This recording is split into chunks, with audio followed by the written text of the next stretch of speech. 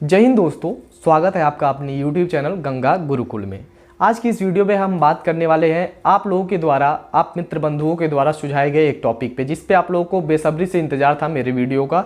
आप लोगों ने कमेंट किया और डायरेक्ट मैसेज भी किए, तो इसके लिए आपका आभार व्यक्त करता हूं और क्षमा चाहता हूं। वीडियो थोड़ा विलंब से अपडेट किया जा रहा है। ये कल का मुद्दा था, कल ही वीडियो आप लोग मांग रहे थे, लेकिन संभव नहीं हो पाया क्योंकि अध्ययन की प्रक्रिया में व्यस्त होने से थोड़ा समय का अभाव हो जाता है, इसलिए इसके लिए क्षमा चाहता हूँ। लेकिन आप वीडियो को अंत तक देखिएगा, इसमें आपको आसान भाषा में पूरा भूतकाल से भविष्यकाल तक की स्थिति समझ में आ जाएगी। केवल वर्तमान ही नहीं समझ में आएगा, आपको तीनों काल समझ में आएगा। तो हम बात करते हैं जो अरुणाचल प्रदेश का क्षेत्र है, वहाँ पे विवाद की स्थिति उत्पन्न हुई है। इसका उद्भव कैसे हुआ, ये अचानक मतलब चर्चा में क्यों आया? आप देखेंगे राजनीतिक गलियाराओं में इसकी चर्चा हो रही है, आरोप प्रत्यारोप का दौर शुरू हो गया है।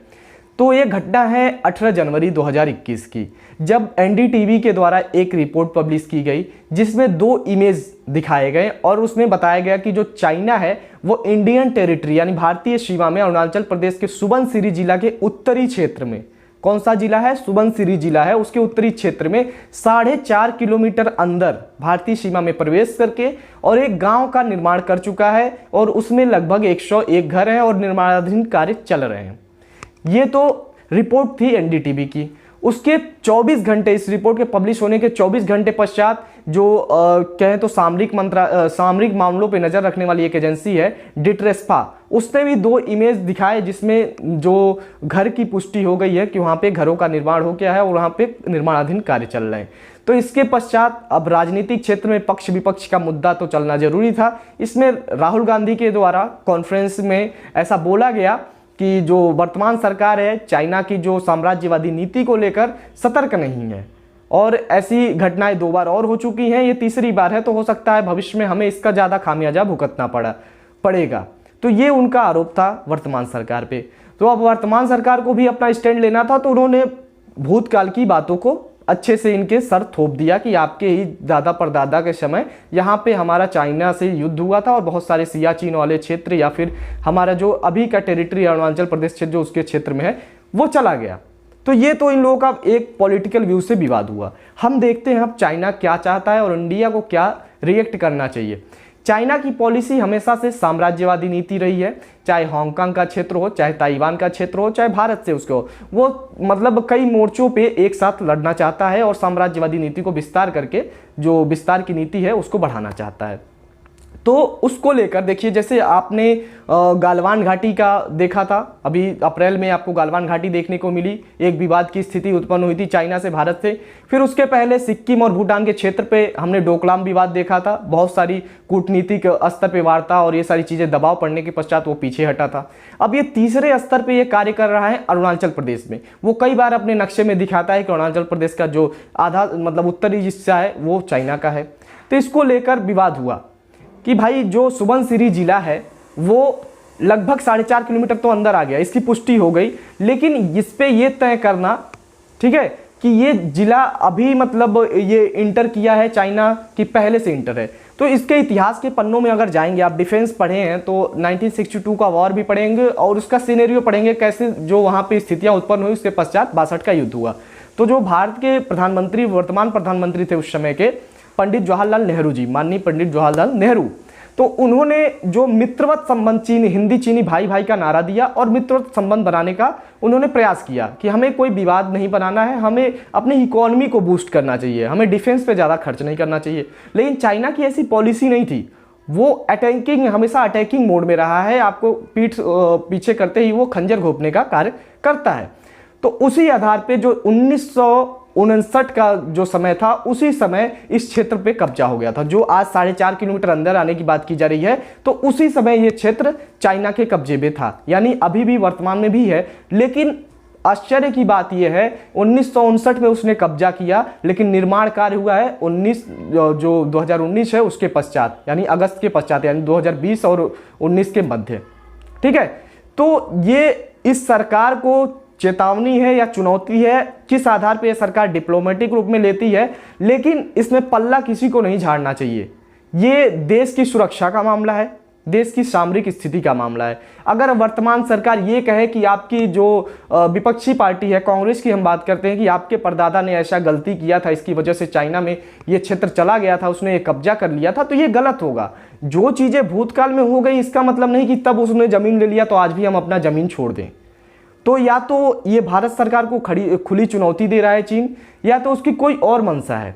रणनीतिक रूप से इस पर विचार करना चाहिए, एक दूसरे पे आरोप प्रत्यारोप नहीं करना चाहिए, क्योंकि हमारी जो इंटरनल पॉलिसीज होती हैं, इंटरनल स्ट्रक्चर होता है, उससे ही हमारा सिक्योरिटी काउंसिल में या फिर सिक्योरिटी लेवल पे, इंटरनेशनल लेवल पे हमारी जो भूमिका कहें या फिर हमारी छवि कहें वो स्पष्ट होती है। अब जब हम इंटरनल सिक्योरिटी को लेकर ही कुत्तों की तरह लड़ेंगे, चाहे विपक्षी पार्टियां हों चाहे क्षेत्रीय पार्टी हों, इनमें आरोप प्रत्यारोप का दौर चलेगा, तो कहीं ना कहीं हमें लगेगा कि हमारे अंदर जो संगठनात्मक कमी है। तो हर मुद्दे पे आप डिबेट करिए, हर मुद्दे पे चीजें करिए, लेकिन आप ये ध्यान रखिए कि जो भारत की सुरक्षा है वो सर्वोपरि है। तो आप जो वर्तमान सरकार में मोदी गवर्नमेंट है उसको भी ये कहना शोभा नहीं देता है कि आपके पूर्वजों ने, राहुल गांधी के पूर्वजों ने ही ये जमीन गंवाया था। भाई वो जो गलती हुई उस समय हुई, उस समय की पॉलिसी, उस समय की क्या बात थी वो गलत है। वो चीजें जैसे हुआ सो हुआ। आज़ादी के बाद बहुत सारी समस्याएं थी, हमारी भूखमरी की समस्या, तो उस पर ध्यान देना था। तो ये उनकी गलती थी, उनकी भूल थी, मैं इनको डिफेंड नहीं करूंगा। जवाहरलाल नेहरू की भी गलती थी, लेकिन उस समय के हिसाब से आपको सोचना होगा। इतिहास में जब आप पन्ने पलटते हैं तो आपको इतिहास में उस समय में जाना होगा। वर्तमान समय में रहकर आप इतिहास को कभी समझ नहीं सकते, उसकी कसौटी पे खड़े नहीं उतर सकते हैं। ठीक है, तो वर्तमान समय में राहुल गांधी को भी ऐसे ब्लेम करना कि आपकी वजह से हो रहा है, इसमें दोनों सरकारों की भूमिका रहेगी, कोई एक अकेले पल्ला झाड़ नहीं सकता।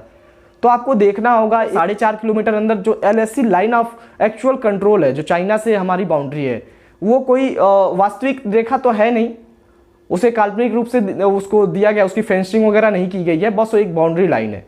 तो उसमें वो घुसपैठ कर लेते हैं, तो आगे वो अरुणाचल प्रदेश के किसी और जिले में भी घुसपैठ कर सकते हैं। अभी तो सुबनसिरी जिला के उत्तरी क्षेत्र में ऐसा हुआ है, जो पहले 59 में वो क्षेत्र उनके कब्जे में था, अचानक उनके मन में ऐसा क्यों आया कि हमें निर्माण करना चाहिए, यहाँ गांव बसाना चाहिए। तो इस पे डिप्लोमेटिक लेवल पे काफ़ी रिसर्च होना चाहिए, और भारत सरकार ऐसा करेगी, हमें पता भी है, हम ऐसा आशा करते हैं, और हमसे बहुत ही विशेषज्ञ लोग वहाँ पर बैठे हैं इस चीज़ को देखकर। लेकिन जो विदेश मंत्रालय ने एक कहें तो एडवाइजरी जारी की है, जिसके आधार पर उन्होंने स्वीकार किया है कि हाँ, मतलब जो चीनी लोग हैं या फिर चीनी गवर्नमेंट है, उन्होंने एक गांव का निर्माण किया है। लेकिन उन्होंने ये कहें तो स्पष्ट नहीं किया है कि वो लाइन ऑफ एक्चुअल कंट्रोल के उस पार है या इस पार है। ठीक है, तो इस पे क्या अभी सिनेरियो बनता है, आगे चीज़ें क्या चलती हैं, क्या इस पे मुद्दा आगे निकल के आता है, कैसे कैसे स्टैंड लिए जाते हैं पॉलिटिकल पार्टीज के द्वारा और लोगों के द्वारा, तो इसको देखना काफ़ी दिलचस्प होगा। क्योंकि ये देखिए तीसरा मामला है, पहले इन्होंने क्या बोलते हैं डोकलाम हुआ, फिर यहाँ पे प्योंगयांग जो लद्दाख वाला क्षेत्र हुआ, फिर अब यहाँ पे अरुणाचल वाला क्षेत्र। तो काफ़ी इनकी विस्तारवादी नीति को पंख लगे पड़े हैं। वह पूरे विश्व को एक वैश्विक महामारी में झोंक के अपने स्वयं एक ऐसी विस्तारवादी नीति का विस्तार करें जिसमें अवसर का लाभ ये प्राप्त करना चाहते हैं। ठीक है, तो देखते हैं इसमें गवर्नमेंट क्या करती है, लेकिन हम ये प्रयास करेंगे कि जो सद्भाव की स्थिति है इंटरनल सिक्योरिटी को लेकर, एक्सटर्नल सिक्योरिटी को लेकर, सभी पॉलिटिकल पार्टी, सभी पर्सन को, जो जितने भी सिटीजन हैं, सबको एक साथ खड़ा होना चाहिए, और प्रश्न करने का अधिकार सबको है। गवर्नमेंट से प्रश्न होगा, गवर्नमेंट को उसके उत्तर देने चाहिए, उससे बचना नहीं चाहिए। ठीक है, तो आपको सारी चीज़ें समझ में आ गई होंगी क्या विवाद है। 104 किलोमीटर, सॉरी ये डेटा मैं कंफ्यूज कर दे रहा हूँ बार बार, 101 घर बने हैं 4.5 किलोमीटर अंदर एरिया में, इनका लैंड ऑक्युपाइड एरिया दिखाया जा रहा है। अब आगे क्या अपडेट होगी उसके साथ मैं आपको बताऊंगा। मिलते हैं नेक्स्ट वीडियो में।